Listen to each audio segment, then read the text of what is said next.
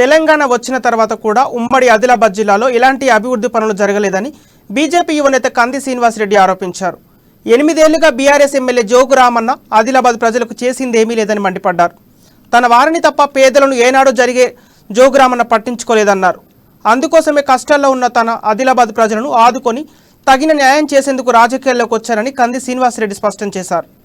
మహారాష్ట్ర తిరుగుతున్నాడు. ఆయన మహారాష్ట్రలో బీఆర్ఎస్ ని పటిష్టత కోసం తిరుగుతలేడు. మహారాష్ట్రలో ఏడేడ భూములు కొట్టేయాలా, ఏడేడ భూములు ఉన్నాయి ఆ సర్వే చేసుకుంటేందుకు తిరుగుతున్నాడు. ఆయన మహారాష్ట్ర తిరుగుతున్నాడు. ఆయన మహారాష్ట్ర ప్రజాసేవ కోసమే రాజకీయాల్లోకి వచ్చిన తనను ఆదిలాబాద్ ప్రజలు నన్ను హక్కున చేర్చుకుంటున్నారని కంది శ్రీనివాసరెడ్డి తెలిపారు.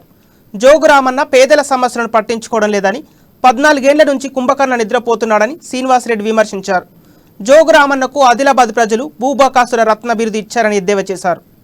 ఏడేడే కొట్టేసిండ్రా, ఏది వదులుతలేరు అన్నట్టు జోగు రామన్న గారు మీరు భూములు వదులుతలేరు, జాగాలు వదులుతలేరు, నష్టపరిహారాలు వదులుతలేరు, కమిషన్లు వదులుతలేరు.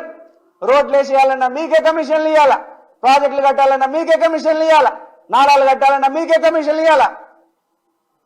సాధారణంగా ఒక అవినీతి ప్రజాప్రతినిధిని మిస్టర్ 10% అంటారు, కానీ జోగు రామన్న గారు మిస్టర్ 40% అట.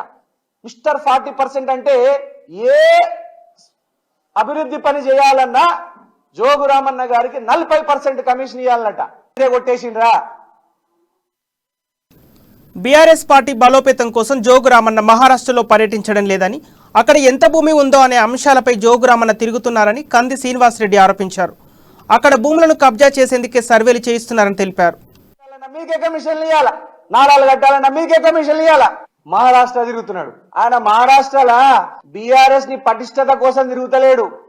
మహారాష్ట్రలో ఏడేడ భూములు కొట్టేయాలా, ఏడేడ భూములు ఉన్నాయి ఆ సర్వే చేసుకుంటేందుకు తిరుగుతున్నాడు. ఆయన మహారాష్ట్ర తిరుగుతున్నాడు.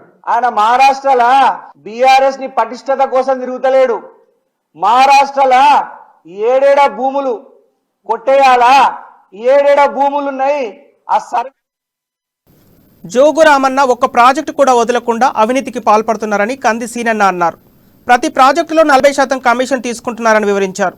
చివరికి నష్టపరిహారం అందజేసే దాంట్లో కూడా జోగు రామన్న కమిషన్ వదలడం లేదని ఫైర్ అయ్యారు సీనన్న. కొట్టేసిండ్రా, ఏది వదులుతలేరు అన్నట్టు జోగు రామన్న గారు మీరు భూములు వదులుతలేరు, జాగాలు వదులుతలేరు, నష్టపరిహారాలు వదులుతలేరు, కమిషన్లు వదులుతలేరు. రోడ్లు వేసేయాలన్నా మీకే కమిషన్లు ఇవ్వాలా, ప్రాజెక్టులు కట్టాలన్నా మీకే కమిషన్లు ఇవ్వాలా, నాలాలు కట్టాలన్నా మీకే కమిషన్లు ఇవ్వాలా. సాధారణంగా ఒక అవినీతి ప్రజాప్రతినిధిని మిస్టర్ 10% అంటారు, కానీ జోగు రామన్న గారు మిస్టర్ 40% అట.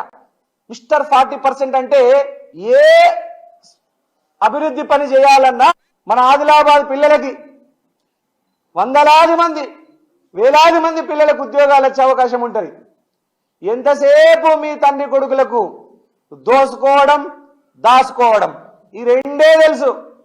మన ఆదిలాబాద్ పిల్లలకి వందలాది మంది, వేలాది మంది